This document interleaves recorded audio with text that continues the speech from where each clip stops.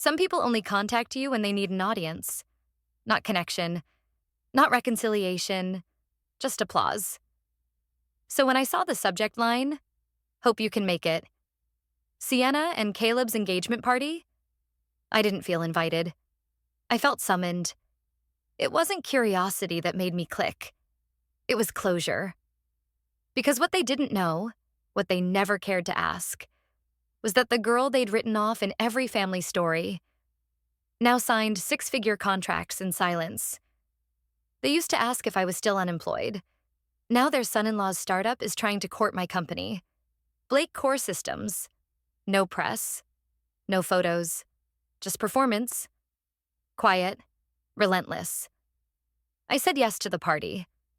Not because I wanted to belong again, but because I wanted them to see me, just once, before I disappeared for good. And when they finally recognized my name, it wasn't on a napkin. It was on a business card. Matte black. Gold-lettered. Autumn Blake, CEO. Before we begin, let me ask you this. Have you ever built something so strong in the dark that it stunned the very people who said you'd never make it? If you have, drop your city in the comments. Like, subscribe. This isn't a story about revenge. It's about owning the version of yourself they refuse to believe in. And tonight, we're not raising glasses. We're raising the stakes. The screen's blue glow washed over the room as Autumn sat in her apartment, the cursor blinking at the end of the subject line. Hope you can make it, Sienna and Caleb's engagement party. The sender was Haley, her cousin, always the neutral envoy. Even the message sounded like it had been combed through by someone trying to avoid emotional landmines. Autumn leaned back, arms crossed.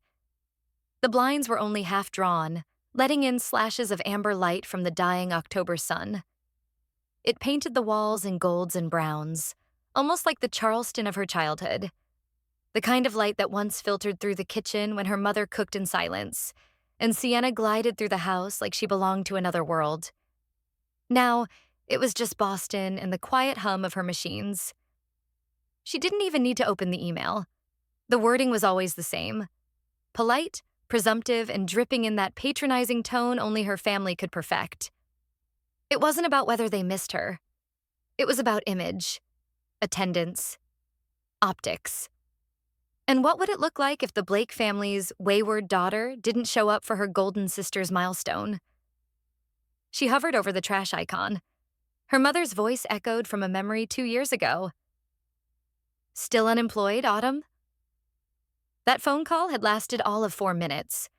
Her mother hadn't even asked how she was eating or living. Just that question, laced with disdain and sealed with a disappointed sigh. Autumn had smiled when she hung up, not because it didn't hurt, but because it no longer had power. She reached for her phone and unlocked it. The BlakeCore Systems dashboard appeared instantly. Metrics, prototypes, projections. A private round of Series B funding that had closed last month.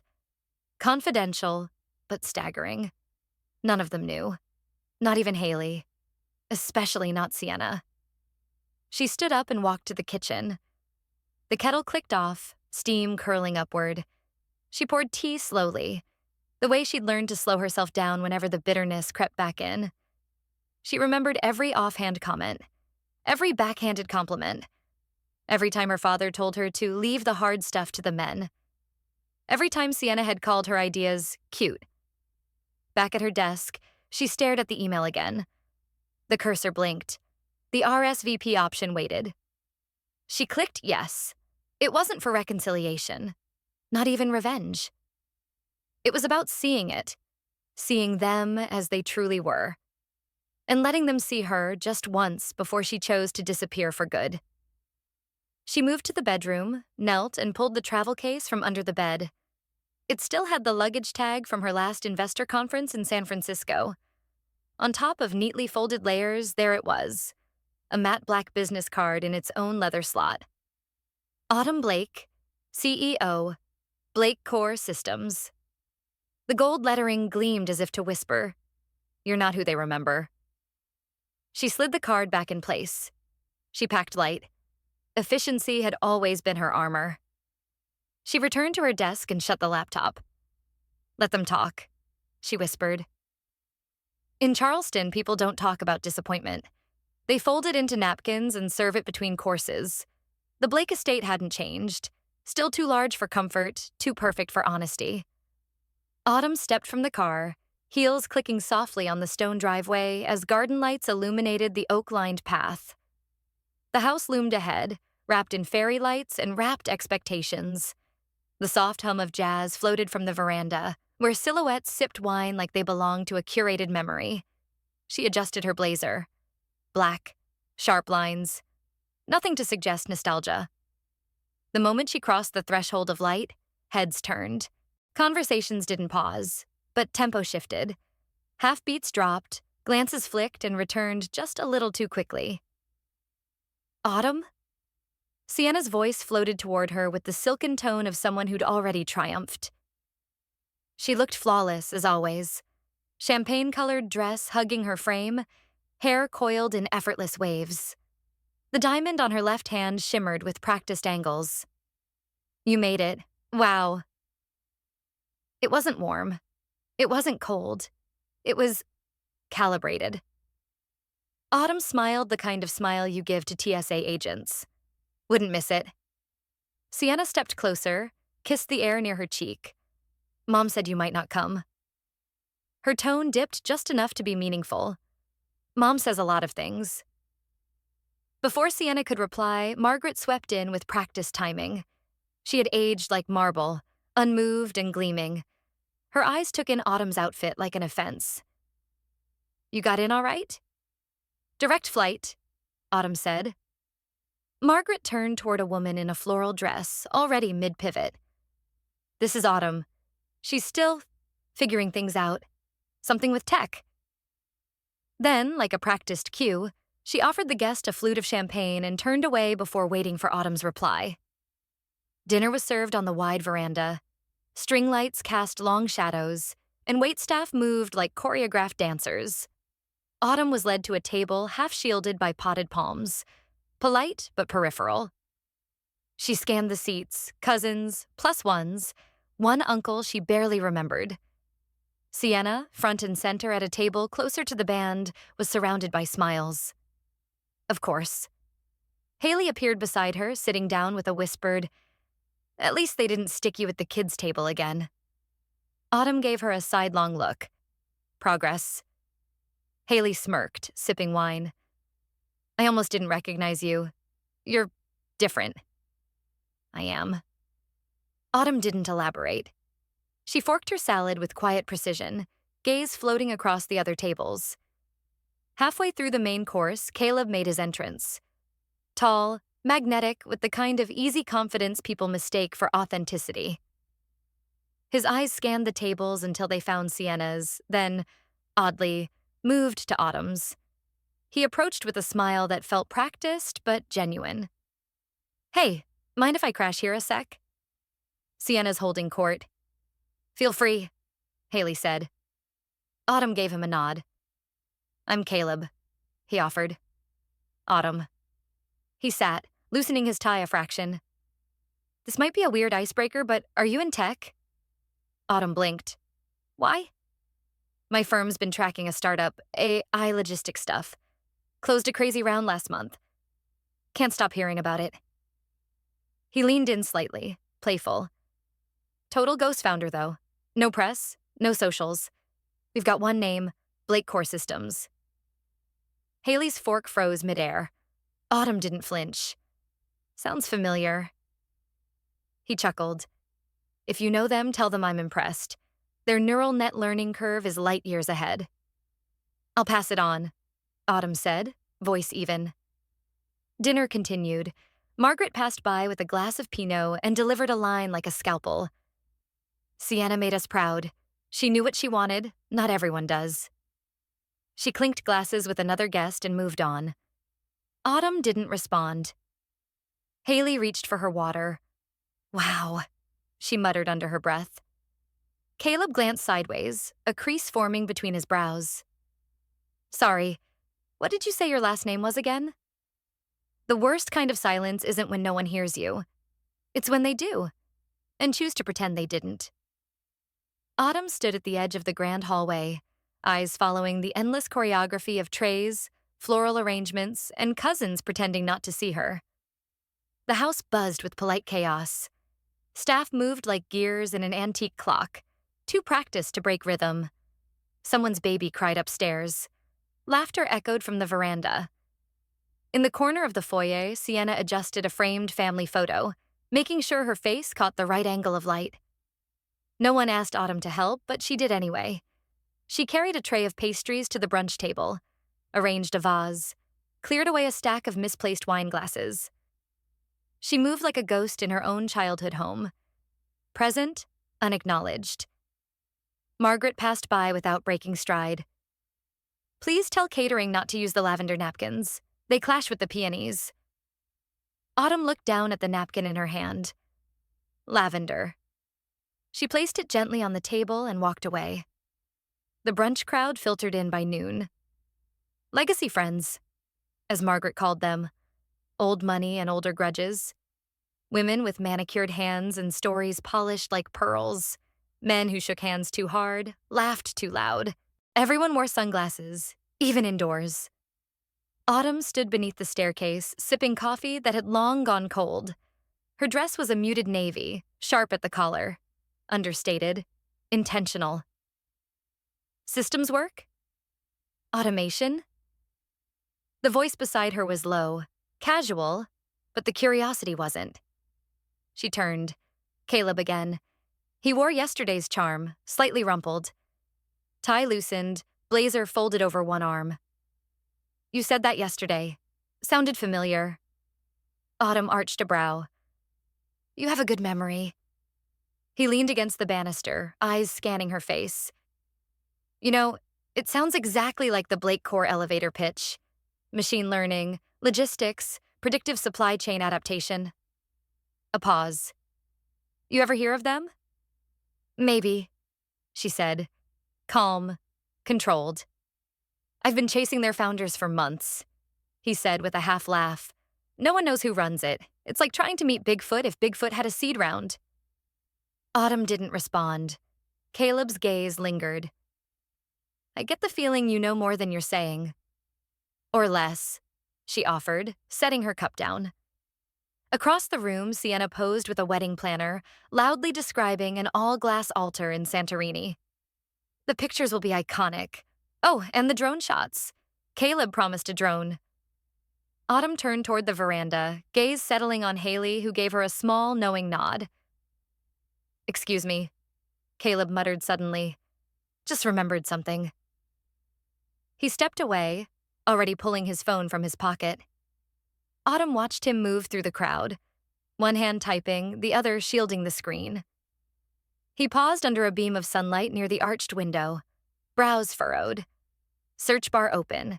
CEO of BlakeCore Systems. No photos, no interviews, no LinkedIn.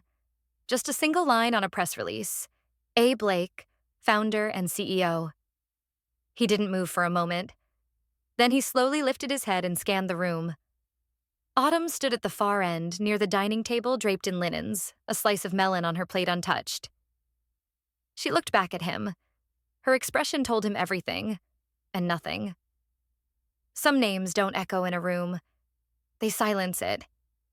The moment Autumn stepped into the Fairmont Grand Ballroom, she knew this place wasn't made for her. It was made for the version of her they thought had disappeared. Champagne shimmered in fluted glasses. The chandeliers flickered like stage stars. Waiters drifted between clusters of people, balancing trays of oysters and tartlets, their uniforms tighter than their smiles. Autumn drifted near the edge of the room, half blanketed in the soft shadows that escaped the halo of light centered over the main table. Guests shimmered in jewel tones and designer fabric, each more curated than the next. She watched her mother laugh too loudly at something a business acquaintance had said, and Sienna posed beside the champagne tower, all grace and curated joy. Autumn had no glass in hand, no need to fit in. Her eyes tracked Caleb, who had spent the last 10 minutes scanning the crowd, then finally turned, expression unreadable. He started walking toward her, not urgently, but directly. She didn't move. Hey, he said, Voice casual. Too casual. Hey, Autumn replied. He looked at her like he'd just found a secret carved into the inside of a tree. Just checking something, he said, nodding to her clutch. Your name, it's Autumn Blake, right? Her lips lifted at one corner. Last I checked. Caleb let out a half laugh, but it faltered halfway. Okay, so this might sound crazy, but you wouldn't happen to be, like, the Autumn Blake? Autumn arched an eyebrow. Define the CEO, BlakeCore. We've been chasing your company for weeks. My partners think you're a phantom. Some mythic genius that doesn't do interviews and lets the product speak. He rubbed the back of his neck. I saw the initials. A Blake. It just clicked. There was a half-beat of silence between them, pulsing with the kind of energy that came before hurricanes. Before she could respond, a guest nearby chimed in, loud enough to gather attention. Wait, this is Sienna's sister? We didn't even know she existed. More heads turned. Conversations began to wilt, words hanging unfinished. Someone chuckled uncertainly. Didn't know the Blakes had a tech wizard in the family. And then Caleb said it, not to embarrass, but with real awe. Wait, you're Autumn Blake? Like CEO of BlakeCore? A crack ran through the entire room. It was as if the orchestra had hit a sour note, but it wasn't the music. It was the silence that followed. Champagne glasses paused midair. One fork clattered to a plate. Sienna turned toward the sound, her brows lifting in slow confusion. Autumn didn't raise her voice. She didn't need to. She reached into her clutch, pulled out the matte black card with gold-embossed lettering, and placed it gently on the white linen tablecloth. The movement was deliberate. Reverend Autumn Blake, CEO, BlakeCore Systems.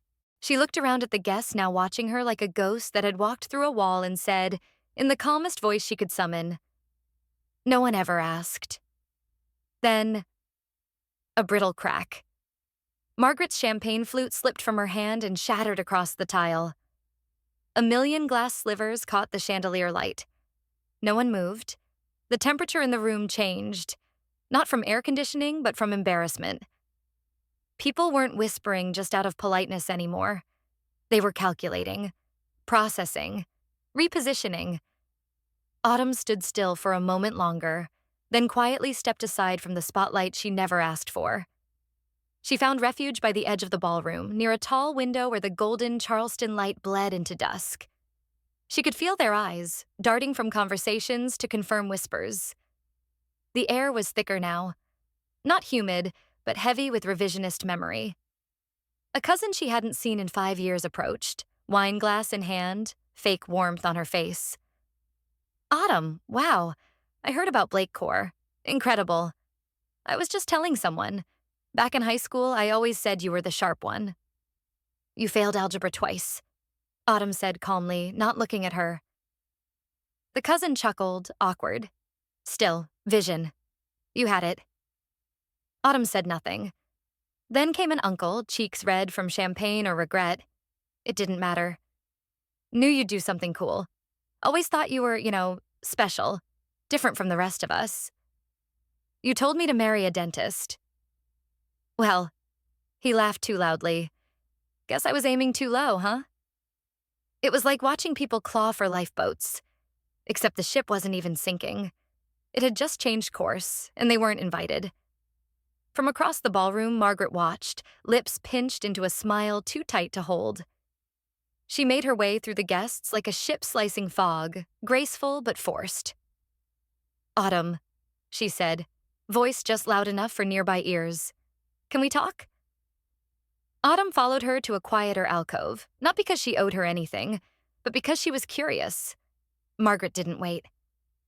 Why didn't you tell us? You made it very clear you weren't interested. That's not fair. You asked if I was still unemployed. That was last year. Margaret blinked. It was a joke. No, Autumn said. It was a statement, and you meant it.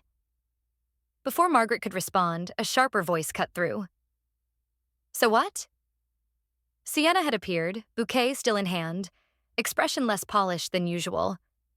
You're rich now? Is that it? You flew across the country to rub it in? Autumn's tone didn't shift. I flew across the country because someone sent me an invitation. Remember? Sienna's mouth curled. This is my engagement party. Autumn gestured faintly. No one's stopping you from enjoying it. Caleb stepped forward, trying to play diplomat. Let's not do this now. Sienna snapped. Why not?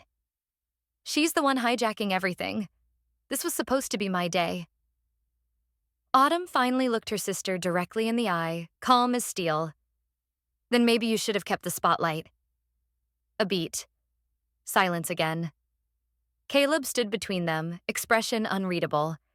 He looked at Sienna, then at Autumn. And for the first time all weekend, he said nothing. Some exits are louder than arrivals, especially when you walk out with your name intact. The ballroom behind her still pulsed with music and half-swallowed conversation, but Autumn no longer felt the need to track it. The cold of the Charleston evening touched her skin like a promise. Sharp, clean, unfiltered. She stepped onto the marble path outside the venue, each footfall crisp against the hush that followed her departure. Her phone buzzed in her hand. Notification: BlakeCore Series A, $8 million funding confirmed. No confetti, no celebration. Just black text on a white screen. And yet it rang louder than the applause Sienna had chased her entire life. She stood at the edge of the circular driveway, letting the evening air cool the warmth still humming beneath her collarbones. The kind of warmth that came not from confrontation, but from ending a performance she never auditioned for. Behind her, the glass doors parted briefly.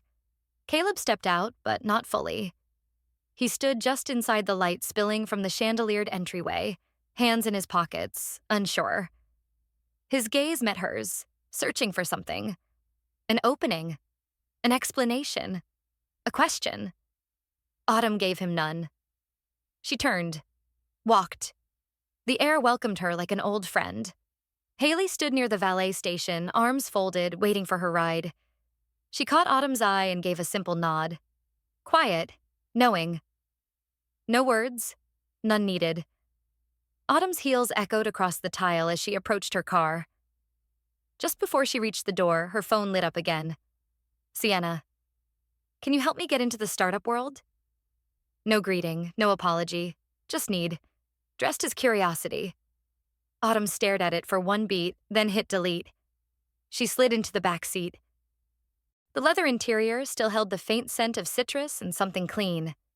New. She reached into her bag and pulled out the physical copy of the contract. Black and white. Legal weight. Real. She took the pen clipped inside the folder. Signed. Not with flourish, just with finality. As the car pulled away from the estate, past manicured hedges and curated light displays, Autumn let her eyes drift to the side window. The house shrank behind her, its grand windows now reduced to flickering rectangles, each one filled with people who once wrote her out. But they couldn't anymore. Because now, they gave me silence. I gave them a legacy they'll never escape. They used to speak about me in the past tense. Autumn? She used to dabble in tech. She's still figuring things out. I became a footnote in family conversations, if I was mentioned at all. It's strange, isn't it? How silence can bury a person long before they're gone. But I wasn't gone. I just stopped performing for an audience that never clapped. I built something. Slowly, quietly, a company, a team, a future. And for a long time, I thought that would be enough. That building in silence would speak for itself. But silence, I've learned, isn't neutral. In the wrong hands, it's a weapon. In the wrong family, it's the price of peace. So when that email came, hope you can make it, I knew what it was. Not a gesture of healing, not a bridge. It was a summons. An expectation that I'd play my old role again. The quiet one, the forgettable one, the one whose presence proves how far everyone else has come. But this time, I packed differently. Not anger, not vengeance, just a nameplate. And the quiet kind of strength you only earn by being underestimated too many times. When I walked into that ballroom, no one recognized me. Not really. Oh, they knew my face, but not my value. Not my voice. Not the weight of the company stitched into the threads of my dress. I could see it in their eyes. Disbelief draped in politeness. Sienna sparkled in every direction. Margaret glowed when anyone else was watching. And Caleb. He watched a little longer than the others. He was the only one who asked twice. It didn't take much. Just a question. Just my name. And the room froze. Funny how that works.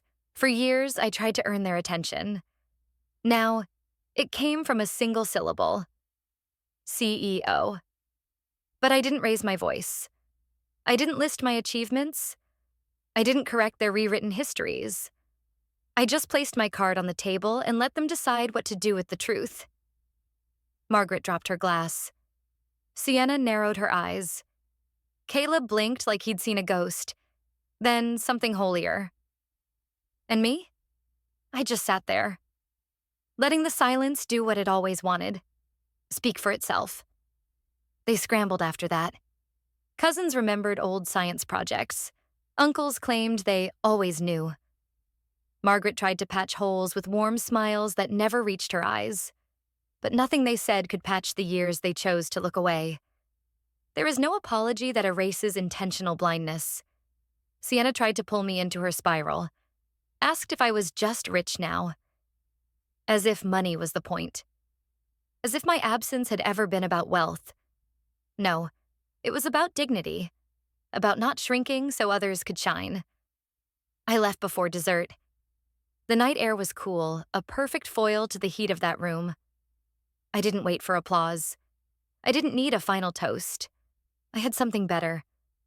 The quiet click of my car door, the fresh ink on an $8 million deal, and a message from my sister that I deleted without a second thought. They had given me silence. I had returned it in the form of legacy.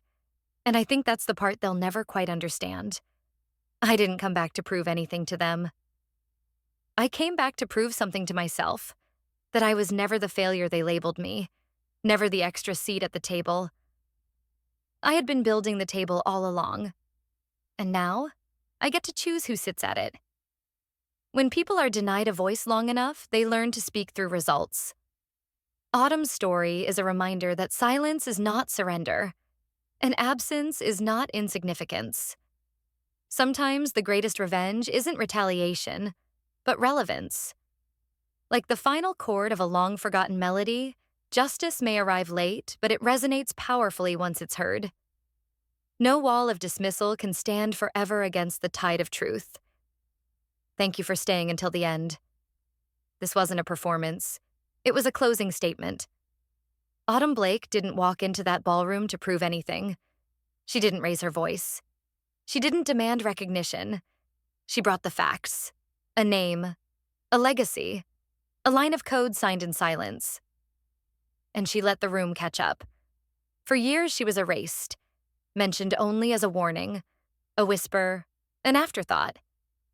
But this is what happens when the overlooked stop apologizing, when the dismissed stop waiting, when a woman builds quietly and then steps into the light not to be seen but to be known.